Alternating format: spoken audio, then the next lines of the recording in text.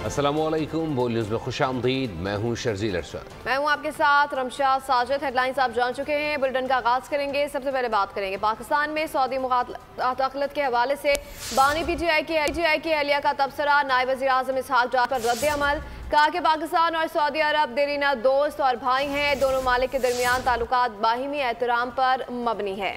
Pakistan Saudi अरब की तरक्की और खुशहाली के सफ़र का बेहद मुअत्तरिफ है। अपनी सियासत चमकाने और पॉइंट स्कोरिंग की गर्ज से पाकिस्तान के अंदरूनी मामलात के हवाले से सऊदी अरब पर मज़मूम इल्ज़ाम तराशी अफसोसनाक अमर है। तमाम सियासी क़ुव्वतों को अपने मामूली सियासी मकासद के हुसूल के लिए पाकिस्तान की खारजी पॉलिसी पर समझौता करने से बाज रहना चाहिए। वज़ीर इत्तलात पंजाब अज़मा बुखारी का बुशा बीबी के बयान पर सख्त रद्दअमल। बोली, एक घरेलू गैर सियासी खातून ने कौम से मुखातिब हुआ और मुखातिब होकर खिताब किया। कहा, मौसूफ़ा ने एक दोस्त इस्लामी मुल्क पर ख़ुदकुश हमला किया। दोस्त मुल्क पर शरीयत ख़त्म करने का बड़ा इल्ज़ाम लगाकर ख़ुद को शरीयत का ठेकेदार साबित करने की कोशिश की गई। इन फसादियों के होते मुल्क का भला नहीं हो सकता। बड़े दोस्त इस्लामी मुल्क जो मुस्लिम उम्मा का सतून है, ये इल्ज़ाम बहुत ख़तरनाक है।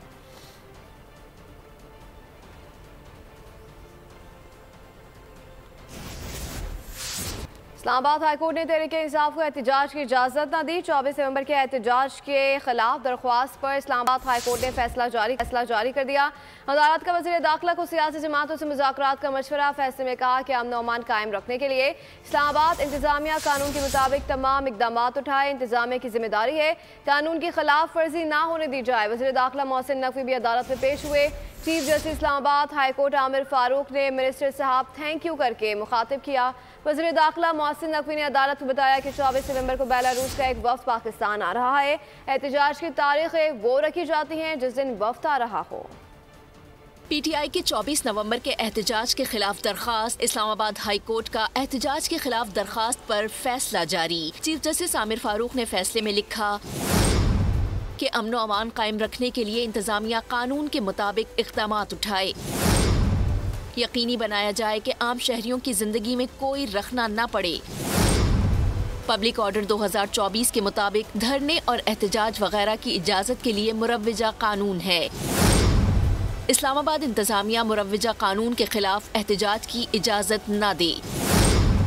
समाअत के दौरान चीफ जस्टिस आमिर फारूक ने वजीर दाखिला मोहसिन नकवी को तलब किया था। कुछ देर बाद मोहसिन नकवी अदालत में पेश हुए। चीफ जस्टिस ने वजीर दाखिला मोहसिन नकवी से मकालमा करते हुए कहा कि मैं आम तौर पर वुज़रा को नहीं बुलाता, लेकिन सूरत हाल ही कुछ ऐसी है। थैंक यू मिनिस्टर साहब।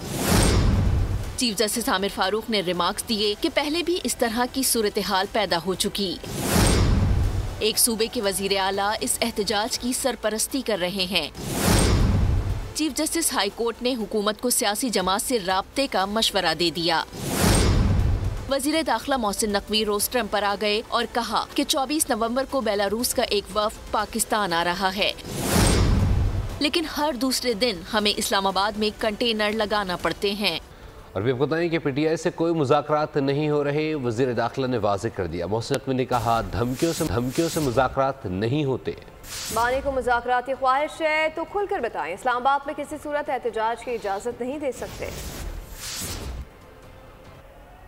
डेडलाइन तो उसकी होगी जब मुज़ाकरात शुरू होंगे या कोई बाद हम मुज़ाकरात जब करें। हम मुज़ाकरात कर कब रहे हैं? किसी किस्म की इजाज़त के बगैर हम किसी किस्म का जलसा जुलूस की इजाज़त नहीं दे सकते। एहतजाज को कोई नहीं रोकता। अगर आपने एहतजाज करना है, आप अपने जहाँ पे आप हैं आप वहाँ एहतजाज करें। मैं खुद इस हक़ में हूँ कि हाँ, बातचीत होनी चाहिए मुल्क में हर एक के साथ। मुज़ाकरात ये धमकियों से नहीं होते। उन सारे मुकदमात का फ़ैसला हमने नहीं करना है, अदालत ने करना है। तो ये जो वो कहते हैं बातचीत करनी, फिर वो अदालत से करें। जिन्होंने उनको रहा करना है, हमारे से नहीं करें। वक्त तो एक ब्रेक का। देखते रहिए बोल। Welcome back. खबरों के सिलसिले को आगे बढ़ाएंगे। आपको बताएं, वफाकी वज़ीर इत्तलात अता तारड़ कहते हैं कि वाज़ेह कर दूं, किसी किस्म के एहतजाज की इजाज़त नहीं होगी। इस्लामाबाद पर लश्कर कुशी की साजिश को नाकाम बना दिया गया है। एक सूबे का वफाक पर लश्कर कुशी करना समझ से बालतर है। कानून की खिलाफ वर्जी पर गिरफ्तारियां और मुकदमात दर्ज होंगे। ये जो तरीक़ेदार का प्रोटेस्ट है, इस हवाले से मैं आपको बताना चाहता हूँ कि इनका मकसद इंतशार फैलाने के अलावा कुछ नहीं। इस्लामाबाद हाई कोर्ट का ऑर्डर बिल्कुल वाज़े है। उस ऑर्डर के अंदर ये बात दर्ज है कि ना तो किसी किस्म का एहतजाज, ना धरना, ना रैली, इसकी इजाज़त नहीं दी गई। एक टोला इस्लामाबाद पर लश्कर कशी कर रहा था, उनकी साजिश नाकाम हुई है। KPK की हुकूमत करोड़ों रुपया खर्च करती है प्रोटेस्ट के ऊपर, सरकारी वसाइल से, सरकारी पेट्रोल, सरकारी गाड़ियाँ, और सरकार के वसाइल का बेदरेग इस्तेमाल होता है, उसको रोका जाए। तो मैं ये समझता हूँ कि ये अब किसी किस्म का जो एहतजाज होगा या रैली होगी या कोई भी धरने की कोशिश होगी, ये गैर कानूनी है, और अगर ये इसमें मुलव्विस पाए गए तो फिर कानून हरकत में आएगा और इनके खिलाफ कार्रवाई अमल में लाई जाएगी। अलीमा खान की जानिब से डील का तासुर मुस्तरद कर दिया गया। बानी PTI के हमशीरा की अडयाला जेल के बाहर मीडिया से गुफ्तगू, कहा बानी डील करते तो इतने अरसे जेल में न रहते। अली मोहम्मद खान बोले कि कल एक उम्मीद पैदा हुई कि बानी PTI बाहर निकलेंगे। अदालती फैसले के बाद एक और केस में गिरफ्तारी डाल दी गई। कौम फैसला कर चुकी है कि पाकिस्तान बानी PTI ठीक करेंगे। 1.5 साल इस फस्तायत में काट के अब उन्होंने डील करनी थी। इमरान खान अगर कल जो केस में जब बेल हुई है तो इमरान खान को मेरिट के ऊपर हुई है। आहिस्ता आहिस्ता एक करके हर केस दम तोड़ गया है। तो कल अल्लाह ताला के करम से हाई कोर्ट इस्लामाबाद से इमरान खान साहब की ज़मानत हुई और एक उम्मीद बंदी के इमरान खान साहब इंशाल्लाह बाहर निकलेंगे। लेकिन फिर हमने देखा कि रात एक और केस में उनकी गिरफ्तारी डाली गई, रावलपिंडी के एक FIR में। कौम ने 8 फरवरी को आपको मैसेज क्या दिया कि आप चाहे जो भी करें, कौम फैसला ये कर चुकी है कि पाकिस्तान को ठीक होना है और ठीक इमरान खान और तहरीक इंसाफ के हाथ से होना है। बानी PTI की रिहाई का अभी कोई इम्कान नहीं। तहरीक इंसाफ अब राह फरार ढूंढ रही है। वज़ीर दिफा ख्वाजा आसिफ की मीडिया से गुफ्तगू कहा कि PTI सर तोड़ कोशिशें कर रही है कि 24 नवंबर का एहतजाज ना करना पड़े। वज़ीर दिफा का अली अमीन गंडापुर एस्टैब्लिशमेंट के दरमियान राब्तों की तस्दीक करते हुए कहना था कि अली अमीन बानी PTI की मर्जी से एस्टैब्लिशमेंट के साथ राब्ते में हैं। नहीं कोई देख रहा कि रिहाई मुमकिन होगी, क्योंकि बानी PTI के ऊपर कोई एक केस तो नहीं है और बहुत से केसेस हैं, और मेरा ख्याल है कि राय फरार जो है वो ढूंढ रहे हैं। तो रिलीफ मिलना जो है वो सर तोड़ कोशिशें कर रहे हैं कि किसी तरह जो है हमारी कोई बातचीत जो है बन जाए और हमें 24 नवंबर वाला जो है वो मुजाहरा ना करना पड़े। हम जिस मॉडल पे हुकूमत चला रहे हैं उसमें तमाम जो पॉलिटिकल फोर्सेस हैं गवर्नमेंट के अंदर जो हैं वो और फौजी क़यादत जो है मिलके मुल्की मामलात जो है वो आगे ले जा रही है। और वो एस्टेब्लिशमेंट से मुलाकात नहीं, लेकिन एस्टेब्लिशमेंट के उन्होंने खुद बयान दिया है, मेरा गौर साहब ने दिया है किसी एस्टेब्लिशमेंट से जो क्लोज लोग सियासी हैं हम उनसे बात करने को तैयार हैं।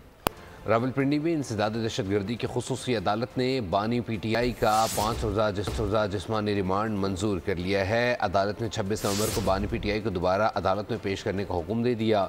जेल के अंदर ही तफ्तीश करने की हिदायत की गई है। बानी PTI की न्यू टाउन थाने में दर्ज मुकदमे में गुज़िश्ता रोज़ गिरफ्तारी जाहिर की गई थी। बानी के खिलाफ इंसदाद दहशतगर्दी, जलाओ घिराव, पुलिस से मज़ाहमत और अमलाक को नुकसान पहुँचाने समेत दीगर दिफ़ात पर मुकदमा दर्ज है। आगे बढ़ते हुए आपको बताएं, खैबर पख्तूनख्वा के कबायली जिला कुरम में मुसाफिर गाड़ियों पर मुसल्लह अफराद की फायरिंग से 39 अफराद जान की बासी हार गए। पारा चनार से पेशावर जाने वाली गाड़ियों के काफिले को ओचत के मकाम पर निशाना बनाया गया। लोअर कुरम में मुसाफिर गाड़ियों पर मुसल्लह अफराद का हमला, अंधाधुंध फायरिंग से कई अफराद जान की बाजी हार गए। फायरिंग से मुतादिद अफराद जख्मी भी हुए। गाड़ियों का काफिला पारा चिनार से पेशावर जा रहा था। उचत के मकाम पर घात लगाए मुसल्लह अफराद ने फायरिंग कर दी। हुक्काम ने फायरिंग से 39 अफराद के जाँ बहक होने की तस्दीक कर दी। DSP मोहम्मद खान ने बताया कि जख्मियों और लाशों को अलीसई और टुल अस्पताल में मुंतकिल किया गया। यानी शाहिदीन के मुताबिक गाड़ियों पर खुदकार हथियारों से फायरिंग की गई। कुरम में मुसल्लह अफराद की मुसाफिर गाड़ी पर फायरिंग का वाक़या सदर मुमलिकत आसिफ अली जरदारी और वज़ीर आज़म शहबाज शरीफ समेत अहम शख्सियात की दहशतगर्दाना हमले की शदीद अल्फाज में मजम्मत। मुल्क दुश्मन अनासर की अमन तबाह करने की कोशिशों को नाकाम बनाने के अज़म का इजहार। सदर मुमलिकत आसिफ अली जरदारी ने वाक़े को इंसानियत सोज़ अमल करार दिया। कीमती जानों के ज़िया पर दुख का इजहार किया। वज़ीर-ए-आज़म शहबाज शरीफ ने कहा, मासूम शहरियों का खून बहाने वाले इंसान कहलाने के भी लायक नहीं। हमलावरों की निशानदेही करके उन्हें करार वाकई सज़ा दी जाए। बिलावल भुट्टो और वज़ीर आला पंजाब मरीम नवाज़ की भी हमले की शदीद अल्फाज में मज़म्मत। वज़ीर दाखिला मोहसिन नकवी का कहना था कि मासूम अफराद को निशाना बनाने वाले किसी रियायत के मुस्तहिक नहीं।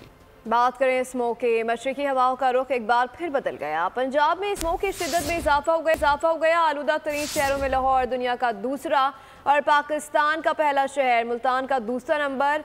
अब से कुछ देर पहले तक लाहौर का एयर क्वालिटी इंडेक्स 452 रिकॉर्ड किया गया। मुल्तान का air quality index 370 record. Smoke में कमी पर पाबंदियां, नरमी का नोटिफिकेशन जारी कर दिया गया। पंजाब के तफरी मकामात आज से खुल जाएंगे।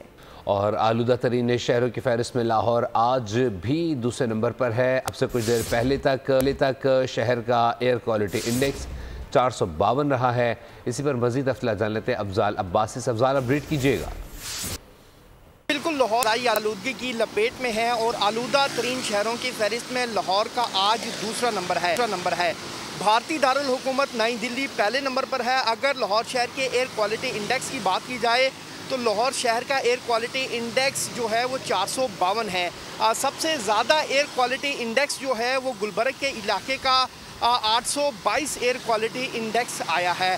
महकमा मौसमियात का ये कहना है कि आज जो मौसम है वो मतलब साफ़ रहेगा, जबकि कम से कम दर्जा हरारत 12 सेंटीग्रेड जबकि ज़्यादा से ज़्यादा 24 सेंटीग्रेड रहने का इम्कान है।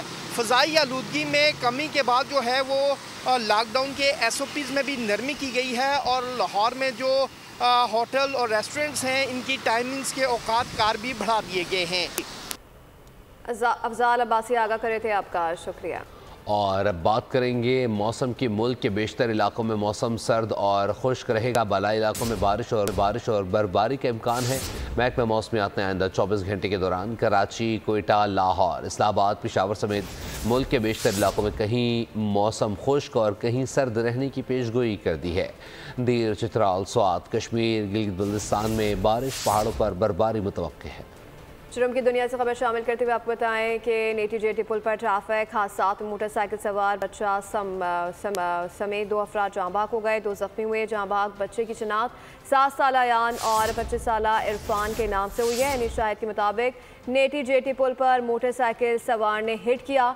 मोटरसाइकिल स्लिप हुई और पीछे से आने वाले ट्रॉलर ने कुचल दिया। हादसे का जिम्मेदार ड्राइवर फरार हो गया। ट्रॉलर को कब्जे में ले लिया गया। पुलिस का कहना है कि ट्रॉलर के अंदर से बियर और शराब की बोतल मिली है। दूसरी जानिब फैसलाबाद से अगवा की गई बच्ची को कराची से बाजियाब करवा लिया गया है। 8 साल बच्ची को 17 नवंबर को अगवा किया गया था। इन्वेस्टिगेशन मलीर की टीम ने रात गए भैंस कॉलोनी में बाड़े में से बच्ची को बाजियाब करवाया है। अगवाकार पंजाब में बच्ची के वालिद के बाड़े में मुलाजमत करता था। मुलजिम ने बच्ची को तावान के लिए अगवा किया और कराची ले आया। मुलजिम और बाजियाब बच्ची को पंजाब पुलिस के हवाले किया जाएगा। पेशावर के इलाके थाना टाउन के हुदूद कस्टम हाउस से करीब फायरिंग से एक शख्स जाँ बहक हो गया। मुलजिम इरफान उल्ला ने अब्दुर्रहमान नामी शख्स को कत्ल किया। मुलजिम का जहनी तवाज़ुन ठीक नहीं। पुलिस ने फौरी कार्रवाई करते हुए मुलजिमान को गिरफ्तार कर लिया। बात करेंगे दिफाई नुमाइश से मुताल्लिक।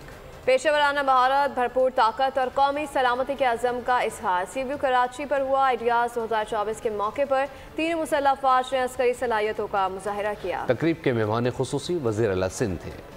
फिजा में लड़ाका तैयारों की घन गरज, जमीन पर अल्लाहू अकबर की सदाएं और पानियों में पाकिस्तान जिंदाबाद के नारे। आइडियाज 2024 को 4 चांद लगे। निशान पाकिस्तान पर 3 मुसल्लह अफवाज अपने जंगी असासों के साथ शरीक हुई। कराची के साहिल पर घुड़सवारों ने खूबसूरत फॉर्मेशन दिखाई। फिर पाकिस्तान मैरीन के जवान गन ड्रिल करने आए। राइफल को उंगलियों पर किसी खिलौने की तरह घुमाया। खुले समंदर में इंसदाद दहशतगर्दी ऑपरेशन का मुजाहिरा भी हुआ। नेवी के जवानों ने पानी से आए दहशतगर्दों को अंजाम तक पहुँचाया। 10,000 फुट की बुलंदी से फ्री फॉल का मुजाहिरा हुआ। पैराशूटर्स की परवाज देखने वाले देखते रह गए। दौरान परवाज फिजा में कौमी परचम भी लहराया गया। पाक फजाइया के जंगी तैयारों के मुख्तलिफ मुजाहिरे और फिजा में रोशनी के गोले भी छोड़े। वजीर आला सिंध मुराद अली शाह बतौर मेहमान खुसूसी इवेंट में शरीक हुए। खुसूसी तकरीब में अस्करी हुक्काम और गैर मुल्की सफीर भी शरीक थे। दिफाई नुमाइश आइडियाज 2024 में NLC की जानिब से पहली मरतबा कराची से बरास्ता इस्तांबुल वारसा के लिए कार्गो शिपमेंट का आगाज कर दिया गया।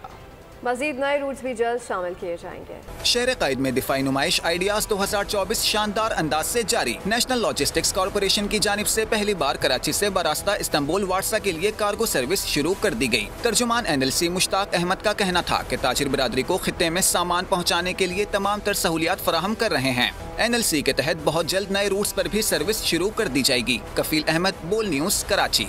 बिलावल भुट्टो ने दरियाए सिंध पर नहरों के मंसूबे पर खदशात का इजहार कर दिया। अपने वीडियो पैगाम में उन्होंने कहा कि वफाकी हुकूमत दरियाए सिंध पर नई नहरों के मंसूबे से पहले स्टेक होल्डर्स को एतमाद मिले। चेयरमैन पीपल्स पार्टी का कहना था कि मंसूबे पर सिंध बलूचिस्तान की तहफ़्फ़ुज़ात नहीं सुने गए तो मंसूबा मुतनाज़ हो जाएगा। और अभी आपको बताएं कि वज़ीर-ए-आज़म शहबाज शरीफ आज कोट अद्दू का दौरा करेंगे। दरियाए सिंध से निकलने वाले कच्छी कैनाल का इफ्तिताह भी करेंगे। इनके हमरा वज़ीर आला पंजाब मरीम नवाज़ और वज़ीर आला बलूचिस्तान सरफराज भुट्टी भी होंगे। और मकामी पुलिस हुक्काम ने कोट अद्दू तोसा बिराज का दौरा करके सिक्योरिटी इंतज़ामात का जायज़ा लिया। RPU ने सिक्योरिटी में किसी किस्म की कोताही ना बरतने और रूट और वेन्यू की मुकम्मल सर्चिंग समेत सिक्योरिटी पर तैनात एहलकारों को मुकम्मल ब्रीफिंग करने के अहकाम जारी किए हैं। बात करें इसराइली जारियती गजा में जंगी जराइम। आलमी अदालत ने इसराइली वज़ीर-ए-आज़म नेतन्याहू और साबिक इसराइली वज़ीर दिफा के वारंट गिरफ्तारी जारी कर दिए। इंटरनेशनल क्रिमिनल कोर्ट ने फैसला सुनाते हुए कहा कि नेतन्याहू और साबिक वज़ीर दिफा ने जानबूझकर गजा में बैन अक़वामी कानून की खिलाफ वर्जी की है। गजा में इंसानियत सोच मज़ालिम का इर्तिकाब किया। फ़लस्तीनियों को खुराक, पानी और तिबी इमदाद समेत ज़रूरी सामान से महरूम रखा। अदालत ने इसराइली दारा अख्तियार के चैलेंज को मुस्तरद करते हुए फैसला जारी किया। इंटरनेशनल क्रिमिनल कोर्ट के चीफ प्रोसिक्यूटर ने नेतन्याहू और साबिक वज़ीर दिफा के वारंट गिरफ्तारी की दरख्वास्त दी थी। और अभी आपको बताया कि आलमी मार्केट में खाम तेल, सोने और क्रिप्टो करेंसी कदर में इजाफा हो गया। बरतानवी ब्रेंट की फ़ी बैरल $1.72 के इजाफे से $74 हो गई है। अमरीकी खाम तेल की फ़ी बैरल कीमत इजाफे के बाद $70 पर जहाँ पहुँची, जबकि सोने की फ़ी आउंस कीमत 73 सेंट के इजाफे से $2,659 पर बंद हुआ। क्रिप्टो करेंसी बिटकॉइन तेज़ी के रिकॉर्ड तोड़ते हुए $1,00,000 पर बंद हुआ।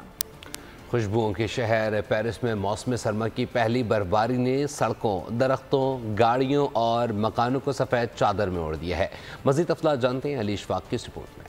स्विट्ज़रलैंड में मौसम सरमा की पहली बर्फबारी तकरीबन 4 फीट तक बर्फ पड़ चुकी है। महकमा मौसमियात के मुताबिक बर्फबारी का सिलसिला अगले चंद रोज तक जारी रहेगा। स्ट्रीट क्राइम में मुलव्विस हन्नान ने नौकरी के लिए जिस बॉस को इंटरव्यू दिया उसका मोबाइल भी छीना था।